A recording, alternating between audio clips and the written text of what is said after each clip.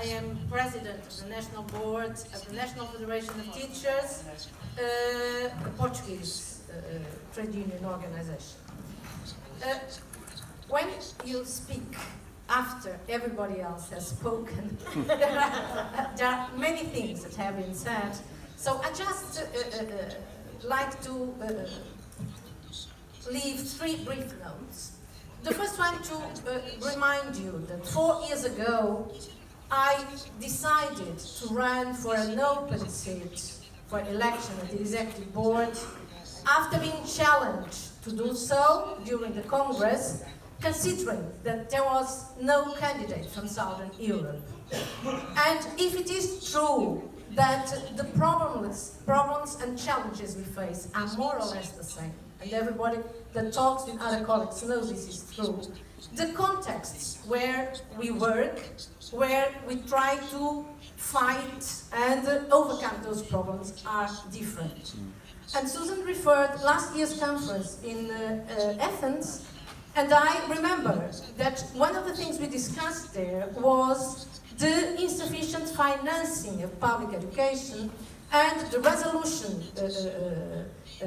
of E2UCE had some information about the latest Education at a Glance that said that in the last decade there was an average of 2% cut in GDP in education in all OECD countries, but the peaks were in Greece, and Greece had 16 or 18% cut, then second Portugal, 6%, then Italy and Spain, 4%.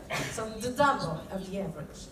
And colleagues, this is one of the reasons why my union, FENPROF, decided that I should run again. Because it's important that at the Executive Board, the diversity that exists in Europe can also be represented. One second note about the work I did during this mandate. There are other colleagues that have been here, have also talked about that. As a member of the Executive Board, I have tried to contribute, as all the other members have, to implement the Congress resolutions and policy papers, strengthening EI and the values it stands for. As a Constitutional and Bylaws Committee member, Joanna and Stefan were there too, we had several meetings, some of them online, to prepare the consultation, to make the analysis of the answers, to prepare amendments to the Congress. But I have clear for me that the most important discussion is yet to take place, because there are issues that are very complex, and that some of them were raised by many European unions, because the European unions were the ones that most participated in that survey, and I want also to value that. And the things that have to do with the governance structure of EI, for example, the Executive Board, a board that meets every 9 months, is more a supervisory body than an executive board.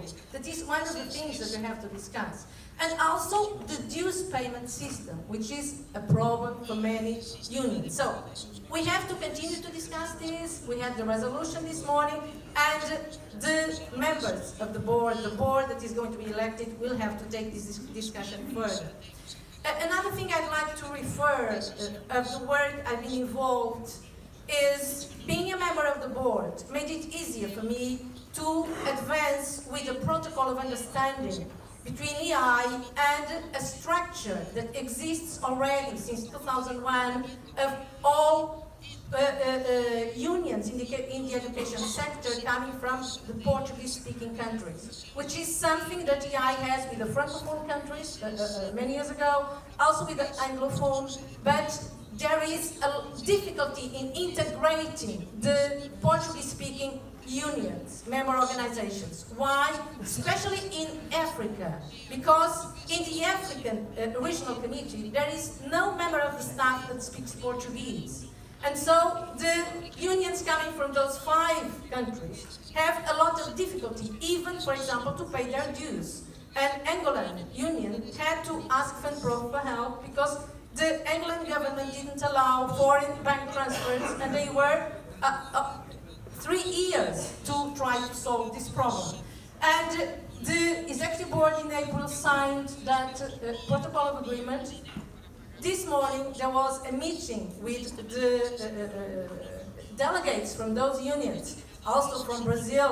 There are 14 unions from 8 countries, from 4 of the EI regions. So it's a transversal structure. And I am hoping that this will help to have those unions integrated in EI most effectively, and also EI will become richer, because we have to build our unity within our diversity, and this is important. And solidarity, when we speak about solidarity, is also this, helping unions that have more problems than others do. And so I think it was a contribution that I hope the easiest thing to do was to sign the protocol.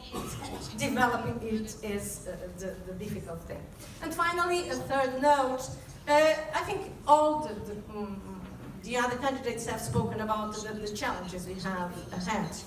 In fact, if we look at the resolutions, or if we look at what Susan said when she briefed all the things that are in the agenda, or, for example, if we remember what Kailash said this afternoon, the children are at risk, the teachers are at risk, democracy is at risk, the planet is at risk. I would say schools, because if teachers and children are at risk, school, and especially public school, is at risk.